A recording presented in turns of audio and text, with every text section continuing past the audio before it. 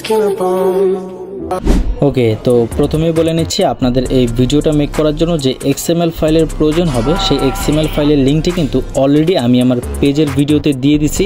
তাই আপনারা সরাসরি আমার ফেসবুক পেজটিতে ভিজিট করুন এবং সেখানে যে ভিডিওটি আপলোড করা আছে রিলসে, সেই ভিডিওর কমেন্ট বক্সে গেলেই কিন্তু আপনারা XML ফাইলের লিঙ্কটি পেয়ে যাবেন।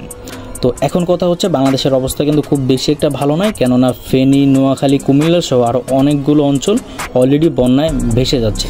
তো আপনাদের সবার কাছে একটাই অনুরোধ, জাস্ট প্রে ফর বাংলাদেশ।